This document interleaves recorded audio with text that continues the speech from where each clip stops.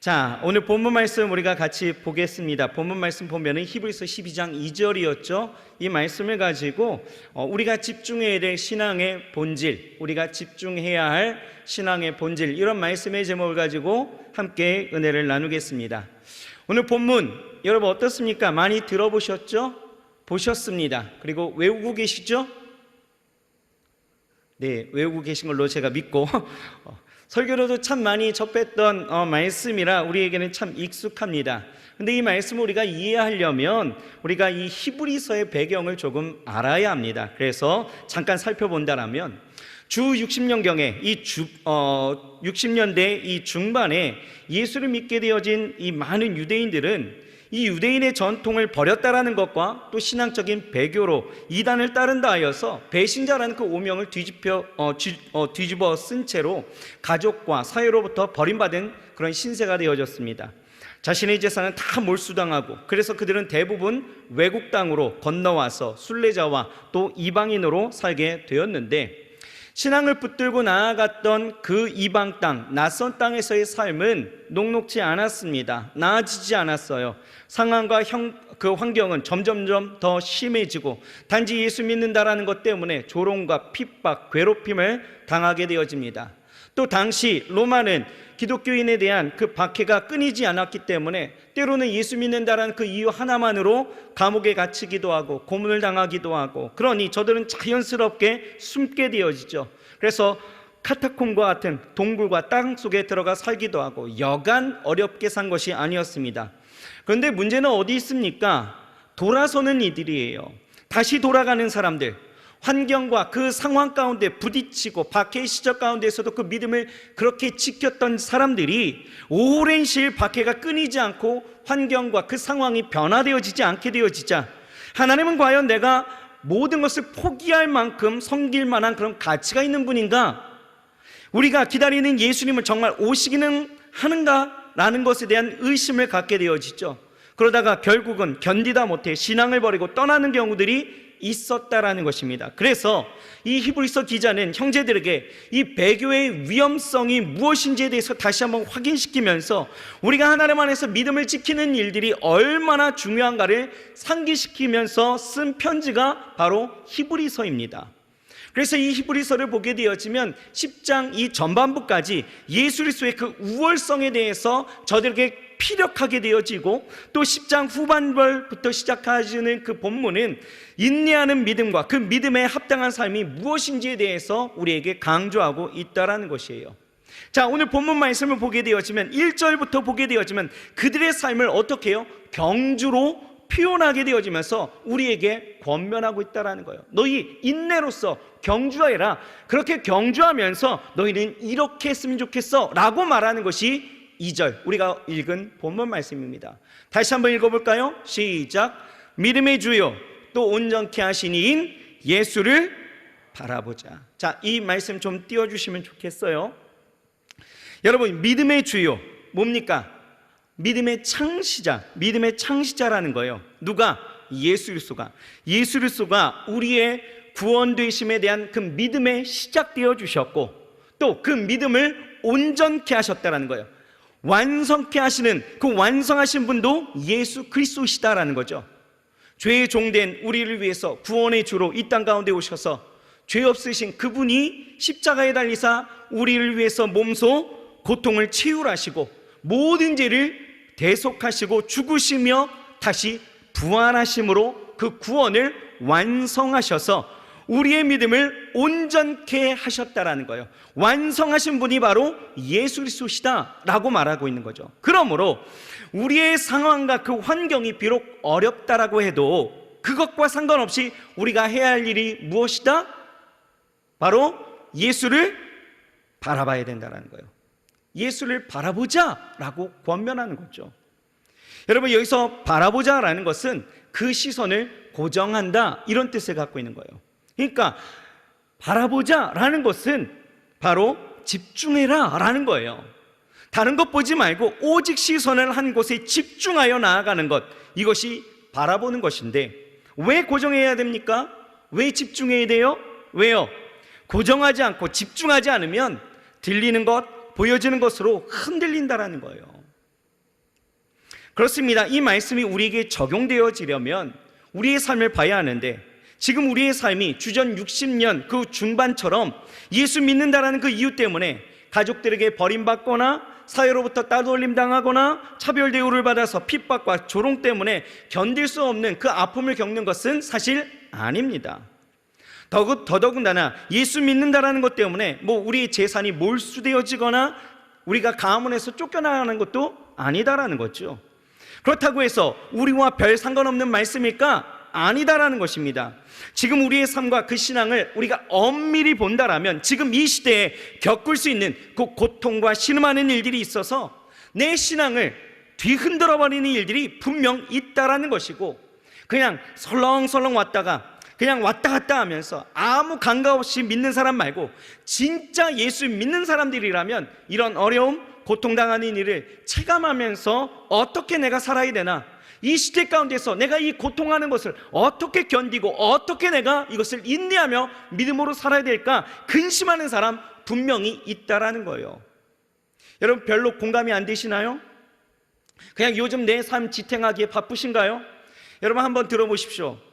여러분, 우리의 삶, 신앙을 보게 되어지면 예수 믿는 것 때문에 그 거룩한 삶을 추구하면서 살아야 하기 때문에 겪게 되는, 그렇게 살아가는 사람들은 분명히 그 고통과 어려움이 있다라는 거예요. 그렇다면 우리가 예수를 바라보려 예수님께 고정시키려 하는데 내 시선을 빼앗는 것들, 나를 고통스럽게 하고 나로 하여금 이것을 어렵게 만드는 것은 바로 무엇일까? 그것은 바로 첫 번째는 유혹입니다. 금요일에 우리 금요 철야 드릴 때에 담임 목사님께서 누가복음 17장 말씀을 가지고 롯의 철을 기억하라, 이런 말씀을 전해 주셨는데요. 여러분, 이 시대는 우리가 롯의 철을 기억해야 되는 시대입니다. 하나님은 소돔과 고모라를 멸망시키실 때에 분명히 명령하셨어요. 어떻게 해요? 절대 뒤돌아보지 말라라는 거죠. 근데 롯의 처가 어떻게 했습니까? 뒤돌아봤다라는 거예요. 자, 상황을 봅시다. 이미 소돔과 고모라가 하늘에서 쏟아지는 그 유황불에 처참히 불타고 망해져 가고 있음을 알고 있음에도 불구하고, 그것을 보고 나왔음에도 불구하고 롯의 처는 지금 뒤돌아봤다라는 거예요. 왜요? 미련입니다. 미련하니 미련하게 미련을 둔 거예요. 오늘도 라임이 굉장히 좋죠? 미련하니까 미련하게 미련을 두고 있었다라는 거예요. 세상에 그 안락과 누림에 대한 미련, 그 자신의 삶의 안위와 즐거움, 쾌락을 선사했던 것에 대한 미련이 있었다라는 거죠. 여러분 보세요. 지금도 우리를 미치게 하는 세상 것들과 그것에 우리의 관심이 얼마나 많이 있는지 몰라요. 우리를 유혹하고 우리를 쓰러뜨리는 것, 주님 안에 거하는 것보다 더 좋아 보이는 선악과 같은 이 유혹된 것들이 세상에 얼마나 많이 널려 있는지 모릅니다. 세상 사람들은 세상 사람들이니까 라는 것으로 치부할 수 있겠지만, 여러분, 예수 믿는 사람들이 거룩한 삶이 불편하고 세상의 유혹에 휩쓸려 다시 세상으로 돌아가는 일들이 분명 있다라는 거예요. 지금도 일어나고 있어요. 보세요. 내 삶에 만족한 삶을 위해서라면 어떻습니까? 예배를 포기하는 일들이 이제 쉽습니다. 돈, 성공, 취미, 쾌락을 위해서라면 얼마든지 주일에도 일해요. 알바도 하고요. 요즘 같아서는 서슴없이 단풍여행 떠났죠. 주일이 끼는 여행을 계획하기도 하고요. 온갖 먹거리, 즐길 거리를 찾아서 그것을 먹든지 그곳을 가봐야 하는 것이 버킷리스트가 되어지고, 젊을 때 즐겨야 된다라는 이 세상적인 이 가치관을 가지고 우리의 시선을 흐트러버리는 일들이 얼마나 많이 있는지 모릅니다. 그렇게 세상에 유혹된 것들이 우리를 고통스럽게 하고 있는 거예요. 또 두 번째는 환경에 어려움과 문제들이 있죠. 믿음으로 살았던 삶에 인생에 큰 문제가 생기면 어떻습니까? 그동안 믿고 고백하고 찬양했던 하나님은 어디로 가셨는지 몰라요. 내가 믿었던 하나님은 그냥 관념의 하나님이시죠. 그냥 사상의 하나님, 종교의 하나님의 그 대상으로 전락해 버리는 것입니다. 우리의 시선은 당장에 지금 나를 도울 만한 어떤 도움과 어떤 방법을 구하는 이 모습만 보더라도 이것이 돌아서는 모습이 되어지는 것을 우리는 분명히 알 수 있는 것이고, 우리의 시선이 빼앗겼다라는 것을 우리는 증명하게 되는 것이죠. 그러니 지금의 상황이 비단 이 주전 60년에 비교해서 전혀 다를 바가 없다라고 여겨지는 것이고, 그러니 지금 우리 각자에게 권면하는 이 말씀에 우리는 듣는 귀를 열어야 된다라는 것입니다. 어떻게요? 믿음의 주여 또 온전케 하신 이인 예수를 바라보자라는 거예요. 바라보시길 주의 이름으로 축원합니다. 지금 이 시대는 바라봐야 돼요. 여러분, 이 시대는요, 우리가 정신을 똑바로 차리고 예수를 바라봐야 합니다. 집중해야 합니다. 이 말은 다른 말로 한다면 신앙의 본질로 돌아가야 된다라는 이야기예요.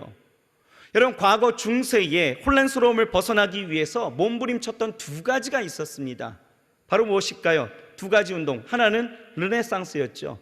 하나는 종교개혁이었습니다. 전자는 무엇입니까? 르네상스. 뭐예요?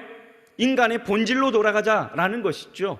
또 후자는요, 종교개혁은 성경의 본질로 돌아가자라는 거예요. 무슨 얘기냐? 어떤 문제이든지 간에 결국 문제 해결, 개혁이라는 것은 새로운 무엇인가를 개발해내고 어떤 새로운 방법을 찾아내는 것들이 아니라 본래적인 모습을 되찾아야 된다는 것이죠. 지금 이 시대를 살아가는 우리들도 마찬가지예요. 지금 우리가 신앙의 본질로 돌아가야 하고 그것에 집중하면서 살아가야 되는 때이다라는 거예요.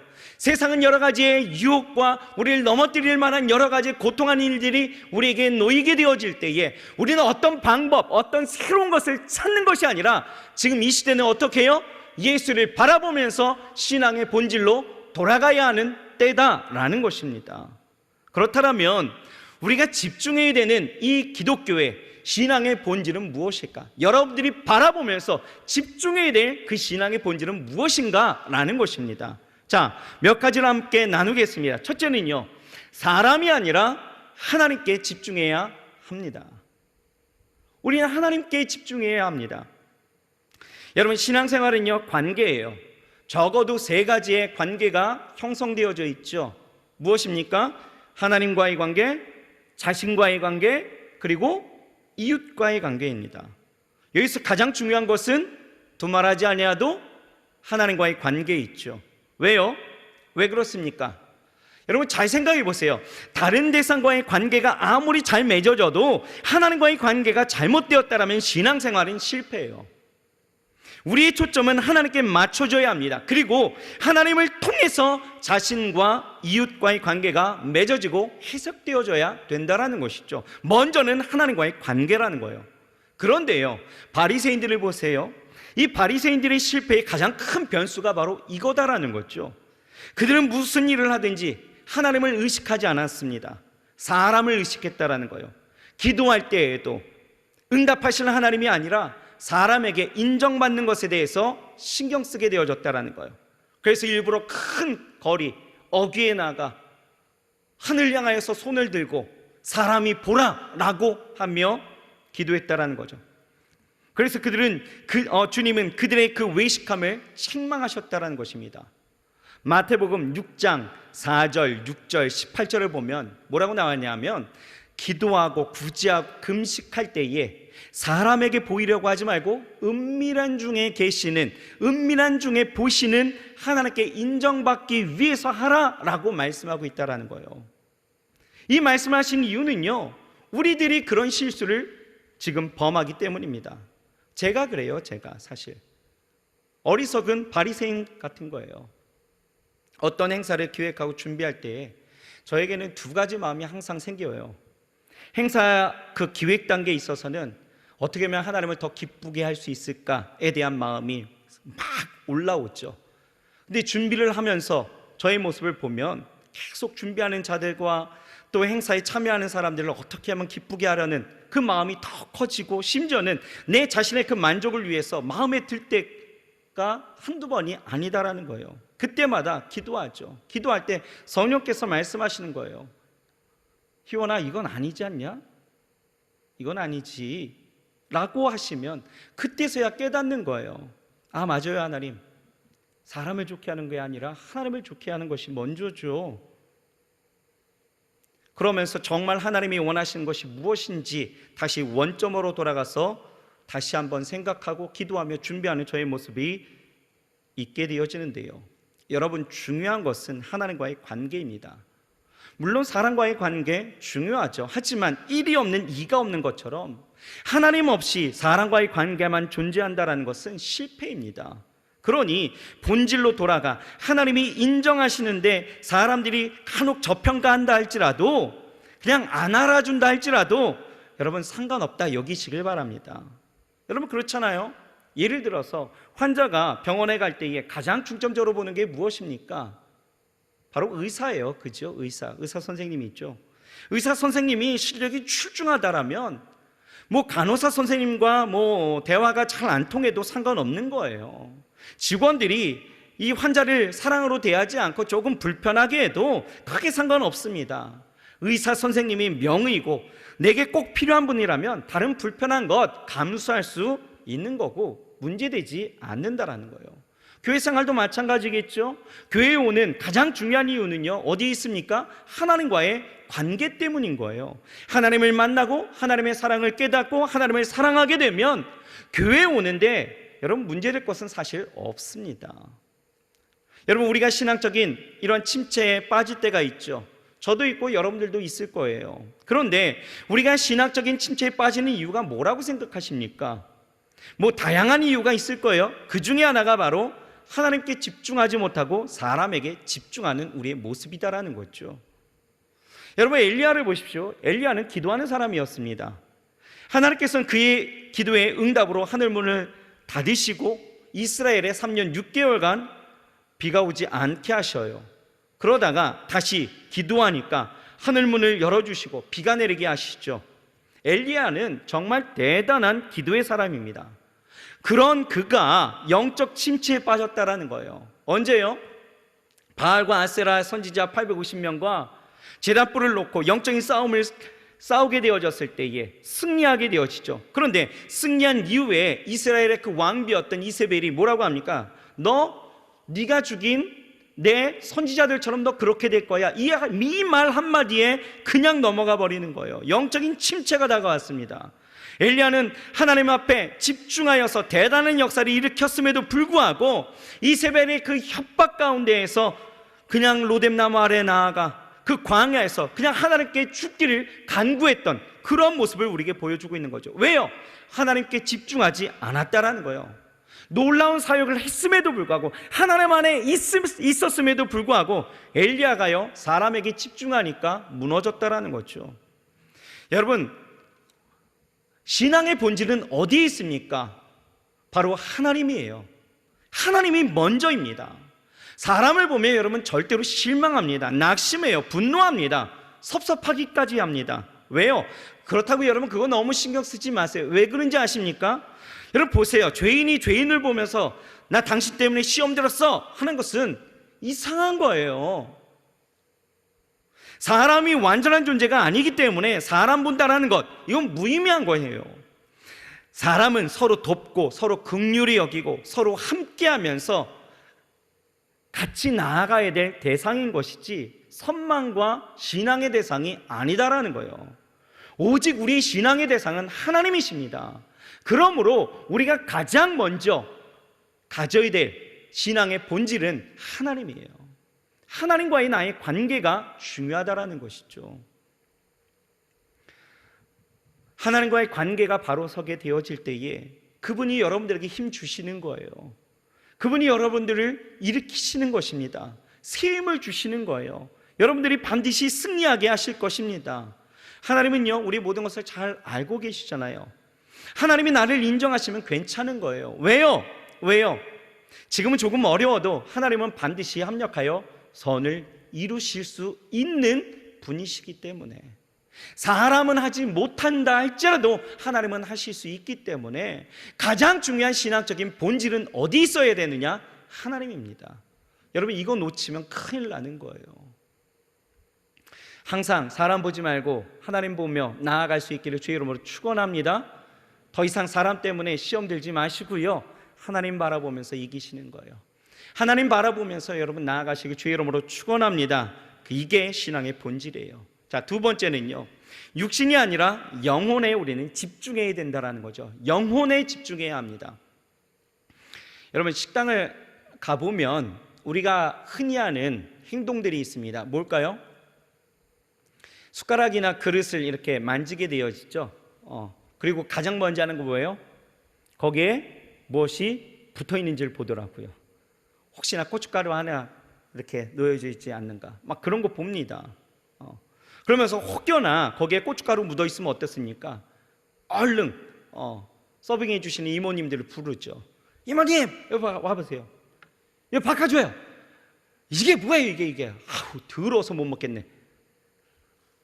그 고춧가루 하나 때문에 더러워서 못 먹겠대요.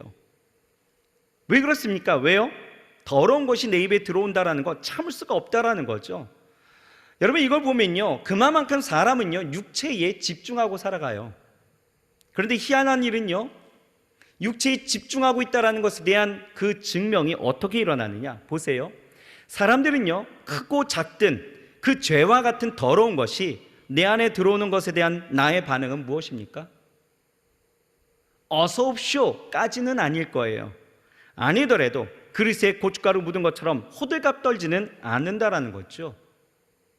죄가 들어올 때 이거 더러워서 못 보겠네. 난 거룩해야 되는 사람인데 어떻게 나에게 이런 것이 들어있어? 예수의 피 이런 사람이 있습니까? 없어요. 왜요? 우리의 삶이라는 것이 육에 더 민감하다라는 것이죠. 요한복음 6장 63절을 보세요. 뭐라고 나와 있냐면 이렇게 나와 있습니다. 같이 한번 읽어봅시다. 살리는 것은 영이니 육은 무익하니라. 내가 너희에게 이런 말이 영이요 생명이라. 살리는 것은 영이니 육은 무익하래요. 또 로마서 8장 5절에서 8절 같이 한번 읽어봅시다. 시작. 육신을 쫓는 자는 육신의 일을, 영을 쫓는 자는 영의 일을 생각하나니 육신의 생각은 사망이요 영의 생각은 생명과 평안이니라. 육신의 생각은 하나님과 원수가 되나니 이는 하나님의 법에 굴복치 아니할 뿐 아니라 할 수도 없음이라. 육신에 있는 자들은 하나님을 기쁘시게 할 수 없느니라. 여러분, 육신에 집중하면 어떻게 돼요? 사망이 있고 하나님의 원수가 된대요. 하나님을 기쁘시게 할 수가 없는 거죠. 하지만 영에 집중하면 어떻습니까? 생명이 있는 거예요. 하나님과 하나가 되어진다는 거죠. 하나님을 기쁘시게 할 수 있다는 것입니다. 그렇기 때문에 우리가 집중하고 따라야 될 것이 바로 무엇입니까? 바로 육신이 아니라 영이다라는 거예요. 여러분, 지난주 우리가 함께 말씀 나누었을 때 어떤 말씀 나누었습니까? 예수님께서 귀먹고 어눌한 자를 고치시죠. 고치실 때에 예수님께서 다 고치신 이후에 뭐라고 하십니까? 경계하시죠. 아무에게도 이르지 말라라는 거예요. 왜요? 왜 그랬다라고 말씀드렸습니까? 왜요? 저들이 신앙이 오직 고침받는 거에 어떤 그 하나님의 능력, 하나님의 그 권세에만 집중하게 되어져서 그것으로 하나님의 그 메시아됨을 호도하고 또 그것에만 집중하게 될까봐 염려하신 것이죠.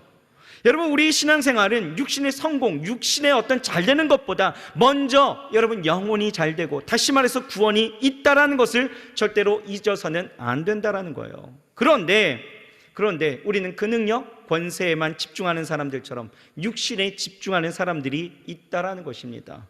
그들은요, 육신이 잘되면 신앙생활에 성공했다 이렇게 착각하기도 합니다. 이건 매우 심한 착각이죠. 여러분, 육신이 잘 됐다고 영혼이 잘 된 것입니까? 아니요, 거꾸로 된 거죠. 누가복음 12장에 보게 되어지면 한 부자가 나오게 되어집니다. 풍년이 들어요. 많은 곡식을 추수했습니다. 창고가 있었습니다. 근데 곡식을 쌓아둘 수 없을 만큼 너무나 많은 것을 얻게 되어지죠. 그래서 창고를 하나 더 지었습니다. 그리고 그가 자기 영혼에게 그것을 다 이제 들여놓은 다음에 자기 영혼에게 이렇게 이야기합니다. 뭐라고 이야기하느냐? 19절에 보면 영혼아 여러 해 쓸 물건을 많이 이렇게 쌓아두었으니 이제는 평안히 쉬고 먹고 마시고 즐거워하자 하리라. 즐거워하자. 이 사람은요, 뭡니까? 육신이 잘 되는 것이 영혼이 잘 되는 것이라고 잘못 알고 있었다라는 거예요. 육신의 만족이 영혼의 만족이었다라는 것이죠. 그런데요, 하나님은요, 그런 그 사람에게 뭐라고 말씀하시냐? 20절입니다. 같이 한번 읽어볼까요? 시작. 하나님은 이르시되 어리석은 자여 오늘 밤에 내 영혼을 도로 찾으리니 그러면 내 예비한 것이 네 것이 되겠느냐 하셨으니. 그는 부자였습니다. 육신적으로는 성공한 사람이었어요. 하지만 주님이 보실 때 그는 그냥 어리석은 부자였다라는 거예요. 여러분, 다윗을 보십시오. 반대되는 개념이죠. 다윗은요, 사울왕에게 쫓겨다닐 때 그 모습을 우리가 상상해 본다면 다윗은 육신적으로 보게 되어지면 비참했죠. 하지만 이 다윗은 육신의 성공을 추구하지는 않았다라는 거예요. 오히려 영적인 부분에 집중합니다. 하루에 3번씩 하나님 앞에 기도해요. 하루에 7번 찬송을 하면서 하나님과 자신의 그 영혼에 집중했다라는 거예요. 다윗에게는 사울왕을 죽일 수 있는 기회가 2번이나 있었습니다. 하지만 육신의 성공을 위해서 사울왕을 죽이지 않았다라는 거예요.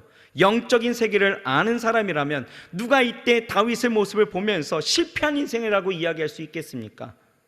육신적으로는 비참한 지경이었지만 영적으로는 그는 분명히 승리한 사람, 성공한 사람이었다라는 것이죠.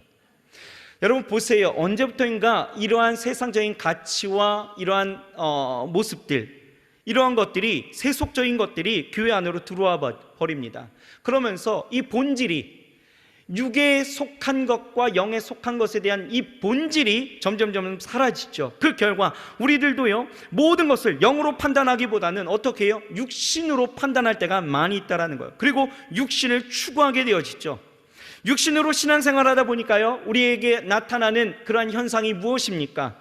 뭐예요? 나보다 돈이 더 많은 사람들을 보면 부러워합니다. 나보다 더 높은 자리에 있는 사람들을 보면 부러워하기 시작해요. 하나님과의 그 관계야 어떻든 간에, 교회 생활이야 어떻게 하든, 세상에서 좋은 직장 들어가고 세상에서 높은 자리에 올라가고 돈을 많이 벌면 성공한 사람이라고 생각하게 되었다라는 거예요. 그러면서 반대로 육신적인 관점으로 보니, 나 자신을 보니 어떻습니까? 자기가 가난해지거나 문제가 있거나 핍박 중에 있으면 마치 내 삶은 실패한 삶이라고 착각하더라라는 거예요. 여러분, 착각입니다. 히브리서 11장 35절에서 38절 볼까요? 성경은요, 우리에게 분명하게 그렇게 말씀하시는 거예요. 너희 착각하고 있어 라고 얘기하는 거예요. 자, 35절에서 38절 같이 한번 읽어볼까요? 시작.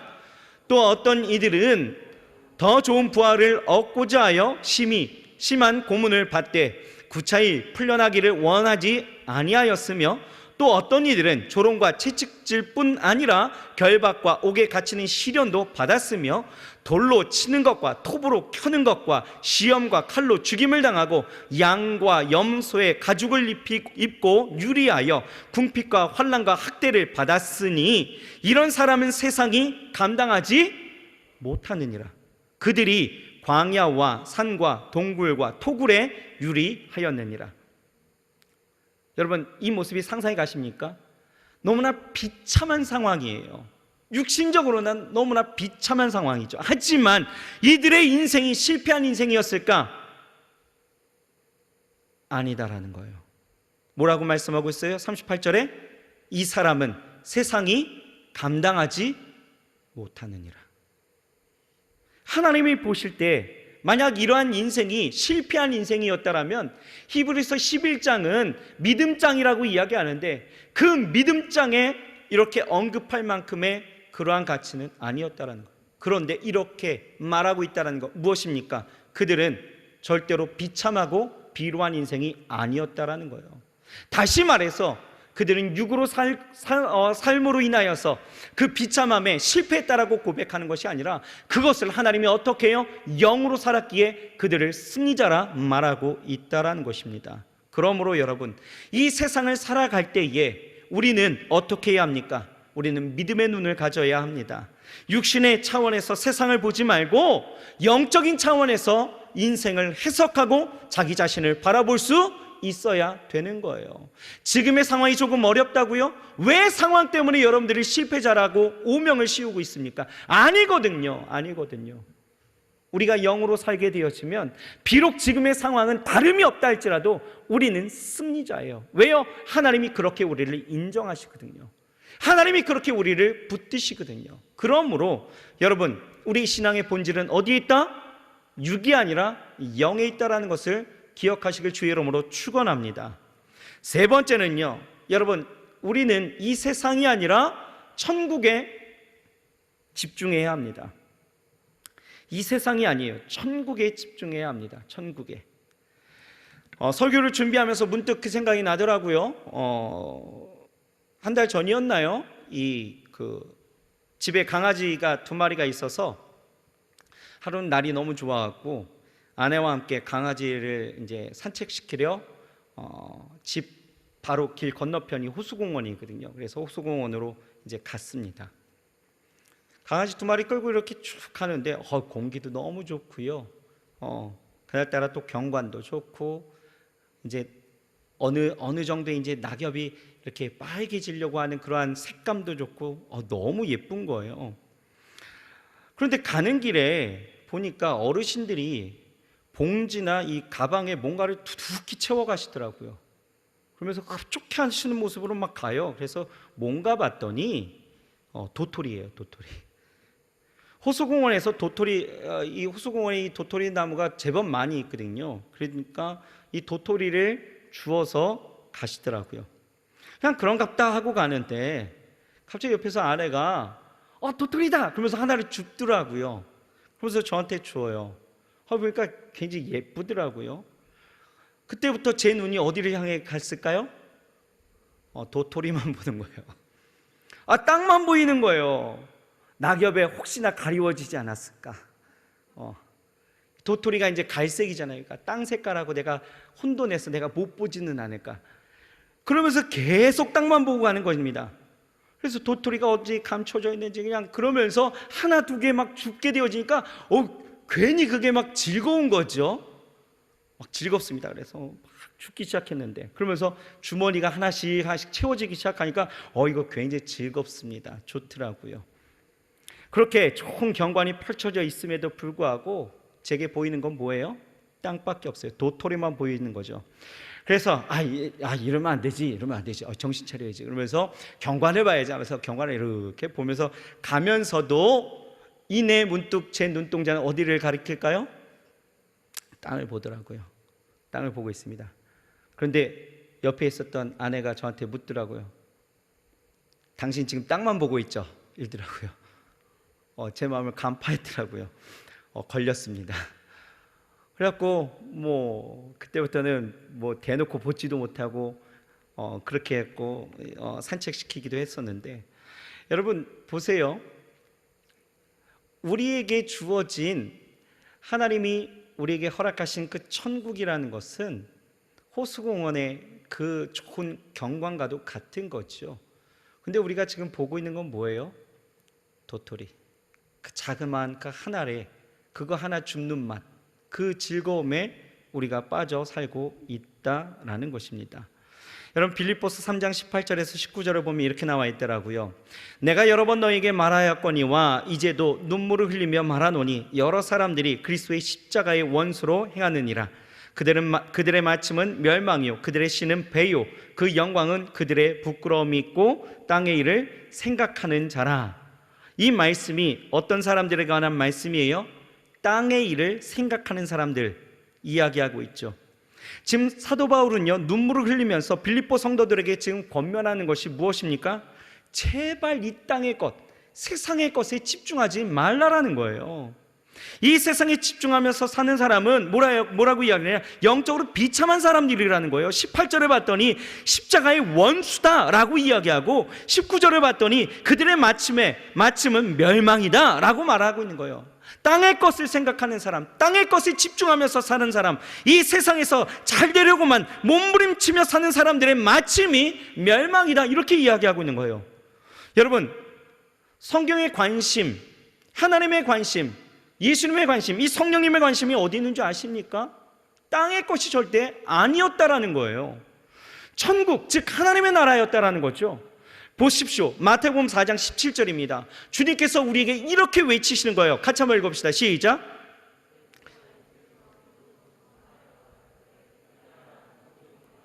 이게 뭔지 아십니까? 우리 주님의 첫 설교였어요. 첫 설교의 주제가 뭐예요? 천국입니다. 또 주님은요, 설교하실 때에 비유를 굉장히 많이 사용하셨습니다. 그런데 비유 중에 가장 많은 비유가 무엇에 관한 비유였습니까? 천국이에요. 그리고 주님은요, 십자가에서 죽으시고 부활하시죠. 부활하신 주님이 40일 동안 친히 이 땅 가운데 머무시면서 말씀하셨던 그 설교하신 내용이 무엇인지 아십니까? 사도행전 1장 3절이에요. 같이 한번 읽어봅시다. 시작. 그가 고난받으신 후에 또한 그들에게 확실한 많은 증거로 친히 살아계심을 나타내사 40일 동안 그들에게 보이시며 하나님 나라의 일을 뭐 말씀하셨어요? 천국이에요. 하나님의 나라죠. 부활하신 주님의 설교는 온통 하나님의 나라, 천국이었습니다. 마태복음 4장 23절을 보면 예수님께서 이 땅 가운데 오셨고 하셨던 3대 사역이 그대로 고스란히 나타나죠. 뭐라고 나와 있습니까? 예수께서 온 갈릴리에 두루 다니사 그들의 회당에서 가르치시며 천국 복음을 전파하시며 백성 중에 모든 병과 모든 약한 것을 고치시니 라고 말씀하시죠. 가르치시고 전파하시고 치료하셨어요. 그런데 주님이 전파하신 복음이 무엇이었어요? 천국이었습니다. 마태복음 24장을 보면 주님께서 세상 종말 때에 대한 모습을 우리에게 말씀해 주시죠. 언제입니까? 모든 민족이 복음이 전파되는 때이다 라는 거예요. 14절 같이 한번 읽어볼까요? 시작. 이 천국 복음이 모든 민족에게 증언되기 위하여 온 세상에 전파되리니 그제야 끝이 오리라. 뭐라고 말씀하셨어요? 모든 민족에게 무슨 복음이? 천국 복음이. 여러분, 예수님의 사역, 목적, 오신 것, 모든 것이 예수님이 집중하신 것이 어디에 있었습니까? 천국이에요. 여러분, 이 세상에서 잘 되는 것이 대단한 것 같아 보여도 그것은 여러분 도토리 줍는 거예요. 호수공원의 그 어마어마한 경관을 보느냐, 내가 도토리를 보느냐, 이것이 차이다라는 것이죠. 천국에 비하면 아무것도 아닌 것에 우리가 매여 산다는 것, 우리는 그 본질에서 떠난 삶이다라는 것이죠. 시선이 흐트러진 삶이다라는 거예요. 그러므로 여러분, 천국, 우리에게 허락하신 그 천국을 바라보면서 우리는 살아갈 수 있어야 되는 것입니다. 여러분, 이 세상의 것 아무것도 아닌 거예요. 인생은 뭐라고 이야기합니까? 어르신들이 하는 말이 공수래 공수거 이렇게 얘기하잖아요. 빈손으로 왔다가 빈손으로 가는 것이 우리의 인생이다라는 거죠. 여러분, 유대인의 금융 거부인 이 로스차일드 가문 혹시 아십니까? 들어본 적 있으신가요? 로스차일드? 이 가문이요,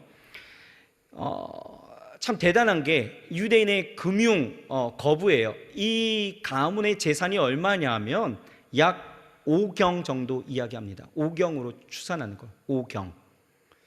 5경 하면 어느 정도 되는지 아십니까? 여러분, 어느 정도 재산이 있었으면 좋겠어요? 제가 아내하고 무슨 이야기를 하다가 우리 좀 한 30억 정도만 있으면 참 좋겠다 이렇게 이야기한 적이 있었는데, 여러분들도 그 돈 있으면 좋으시겠죠? 그렇죠? 근데 여러분, 이 5경이라는 것은 70억 인구에게 한 명당 650억씩 나눠줘도 남는 돈이 5경이에요. 이제 좀 감이 오시나요? 여러분들에게 650억씩 나눠줘도 남는 돈이, 전 세계 모든 사람에게 나눠줘도 남는 돈이 5경입니다. 도대체 얼마나 많은 재산을 갖고 있는지 우리 머리로는 상상이 안 되는 거예요. 그런데요, 이 로스차일드의 손자 중에서 여러분 어느 누구도 죽을 때 그 많은 돈 단 1달러도 가져갈 수가 없다라는 사실, 얼마나 허무할까? 그렇지 않습니까? 그런데 더 기가 막힌 건 뭔지 아십니까? 이들이 천국을 가든 영원한 지옥에 들어가든 그 세계는 영원하다라는 것입니다. 우리는 무엇을 추구해야 될까? 영원한 것. 여러분, 한계가 있고 딱 그쳐지는 것, 내게 한계되어지는 것에 여러분 너무 집중하지 마세요.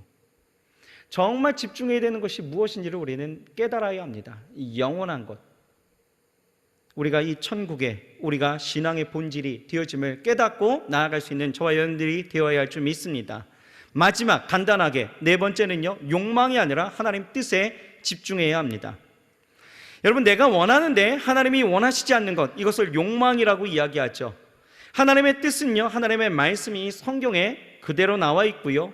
그 깊은 것까지 우리에게 말씀하시는 분이 바로 성령이십니다. 하나님은 원하시는데 내가 소원하는 것, 이것도 욕망이 있죠. 이렇게 하나님이 나에게 부어주시는 이 마음들, 이것을 우리는 비전, 이렇게 이야기하는데, 여러분, 인생의 성공은 정말 어디에 있느냐라는 것에 대해서 우리가 묻는다라면, 우리가 그 비전, 하나님의 뜻을 따라 사는 삶이, 비전을 이루며 사는 삶이 진짜 성공하는 삶이다라는 것입니다. 여러분, 하나님께서 가장 사랑하셨던 사람 다윗이라고 이야기할 수 있죠. 그의 인생은 정말 성공적인 인생이었습니다. 왜냐하면 그는 평생을 하나님의 뜻을 따라 살았다라는 것입니다. 물론 실수할 수도 있었고요, 또 부끄러운 짓을 하기도 했지만 그의 인생은 하나님의 뜻을 따라 살았던 인생이었다라는 거예요. 사도행전 13장 36절을 보면 그것을 그렇게 증명하고 있죠. 이렇게 이야기합니다. 다윗은 당시에 하나님의 뜻을 쫓아 섬기다 잠들어 그 조상들과 함께 묻혀 썩음을 당하였으되, 그의 인생을 이렇게 요약하고 있죠. 다윗은 당시에 하나님의 뜻을 쫓아 섬기다 잠들어. 다윗은 본질적인 삶을 살았다라는 거예요. 이 시대의 그리스도인들이요, 허파에 바람이 너무나 많이 들어가 있습니다.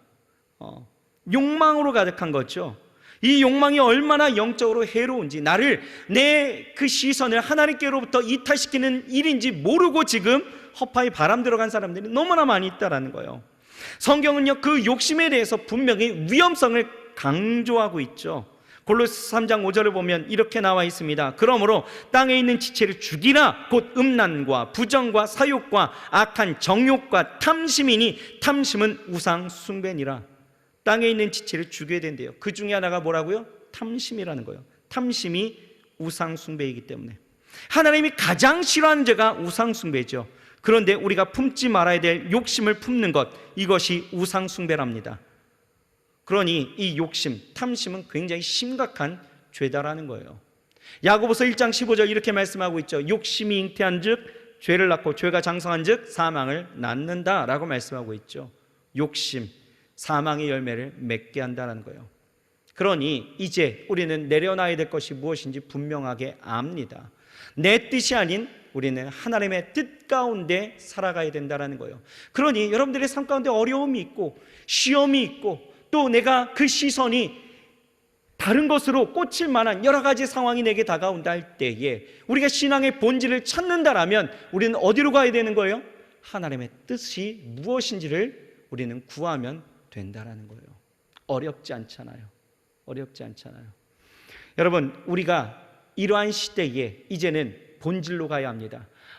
내 인생의 문제, 내 신학적인 이러한 어려움들, 내가 이걸 어떻게 극복하고 내가 어떻게 살아가야 될까? 여러분 고민하고 있다라면 뭔가 새로운 방법을 찾아서 뭔가 새로운 것을 구하면서 여러분은 나아가지 마시고요, 본질로 돌아가시면 되는 거예요.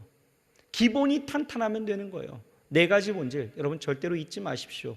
절대로 이 시대 가운데서 여러분들에게 필수적으로 필요한 부분인 만큼 여러분 기억하셨으면 좋겠어요. 첫 번째는 뭐라고요?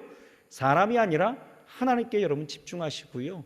두 번째는 육신이 아니라 여러분 영혼에 집중해 보십시오.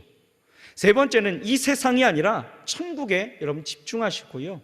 네 번째는 욕망이 아니라 하나님의 뜻에 집중해 보시길 바랍니다.